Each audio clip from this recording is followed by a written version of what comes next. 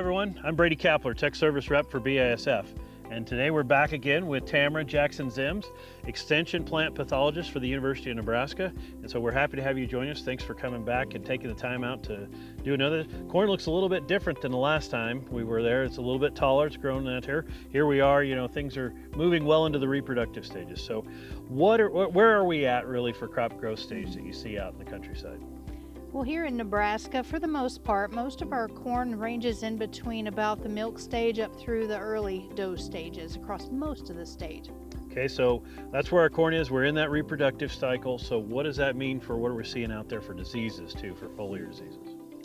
During the last month, we've had a flare-up of southern rust, for instance, and also we're starting to see more development of tar spot this year. And so we're watching both of those diseases in a lot of these fields. All right, so I'm looking for southern rust. What does that look like for me? And then I'm looking obviously at tar spot. We'll talk about both those. Well, southern rust is a disease, we get some every year. Now this one does not overwinter. It's going to blow up from the south. And so we normally look for pustules of orange spores, orange to tan spores. Most of them will be on the top of the leaf. Sometimes you'll see a few on the bottom, but usually not very many. And those pustules are usually pretty tightly clustered together. It might be confusing when you see another rust disease, common rust, which has also been common this year from our earlier rainfall. The color on that's usually more of a darker red, but as it matures, it's more common to have those rust pustules on the top and the bottom. And we're much more concerned about southern rust because that fungus is more aggressive and we have much less resistance in our common hybrids for southern rust. Okay, and of course we've talked about this a lot, but let's review again. What's tar spot look like? Well, tar spot literally looks like someone slung black paint or tar and flecked leaves. And so they can vary in size from the size of a black pinprick, which is very confusing to differentiate from insect frass. But as they grow and they age, those spots begin to expand and they generally become a little more elongated and often have a pointed edge on them. And so I think that's a good clue that it's tar spot and not insect frass.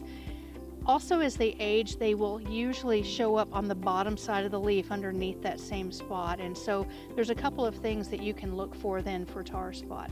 Okay, so we've got those two out there, seem to be the biggest ones. Is there anything else we're seeing out there that can maybe be similar to a disease, but not maybe something we're going to focus on foliar fungicides with? Well, exactly. In Nebraska right now, in some of our plains states, we're seeing a flush of a lot of bacterial leaf streak. And in some fields, on some hybrids, it's quite severe and it's very alarming for a lot of producers, especially because it started early and has become quite severe moving all the way up the plant. It also looks a lot like gray leaf spot, the fungal disease, and so it can be pretty confusing, but it's really important that people do accurately tell it apart because being a bacterial disease, we don't recommend a fungicide because it won't stop those bacteria like gray leaf spot, which has more of a perfect rectangle. In contrast, bacterial leaf streak, also between the veins, but those lesions tend to be a little more wavy and irregular, and when you hold the leaves up to the light, they have more of a yellow discoloration. So we talked a lot about over the multiple times, and everybody you hear in the news stuff about how the impact of tar spot is, and so I think we've got that we know that can be a pretty impactful disease for our corn crop, and it's important for us to manage. Southern rust, though, we don't always hear as much about. We don't have as much data, all that things like that. So what kind of impacts do you expect with southern rust? It really depends how much we end up with as far as southern rust goes, but the potential in the worst case scenarios, we've seen some big impacts, 20-30% yield loss here in Nebraska even from southern rust historically. And so a lot of that depends on when it develops, how early it moves into your area, and of course how fast it increases over time. A lot of that is tied to canopy conditions and weather conditions like rainfall and temperature. That fungus prefers temperatures averaging in the 80s, but often those temperatures are at night because when we've had 100-degree days in Nebraska historically, it's those nighttime temperatures that don't drop below the 80s when we've seen southern rust. And the secondary potential is if we see a lot of southern rust, it takes over a lot of leaf area, we often see standability issues at the end of the season in some of those fields.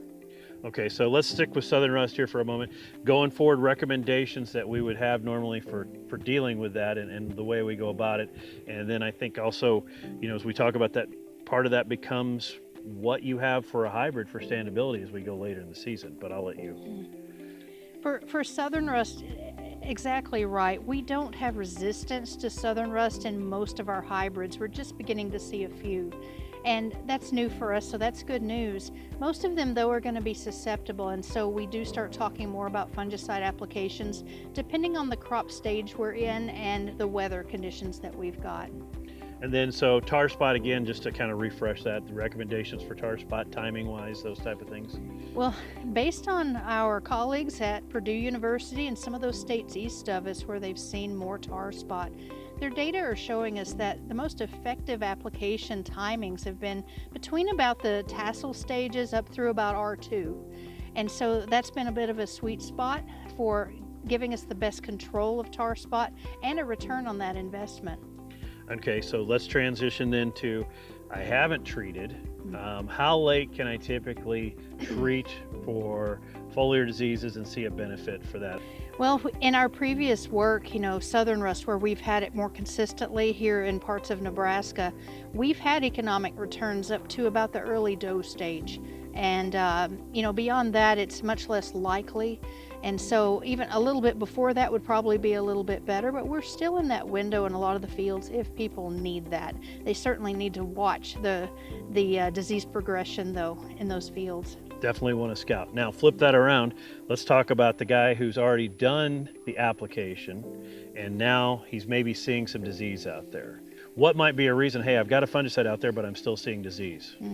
That's a common question right now. Now that our VT applications might be starting to wear off, people should understand that fungicides last about 3 or 4 weeks at the most. And so that's why it's so important that the application timing is at the right time to get the best effects and take advantage of the protection that they can provide. The other part of that too is sometimes we still see disease development right after a fungicide application. And it doesn't mean that the fungicide didn't work necessarily. We need to revisit the biology of the pathogen and look at what we call incubation periods and latent periods, because when those spores land on the leaf, they germinate and they infect. We won't, you and I, be able to see evidence of disease for sometimes several days, depending on the disease, up to 3 weeks maybe. The products, fungicides, are effective against those diseases, but depending on the class that the active ingredient is from, they have different capabilities as far as management.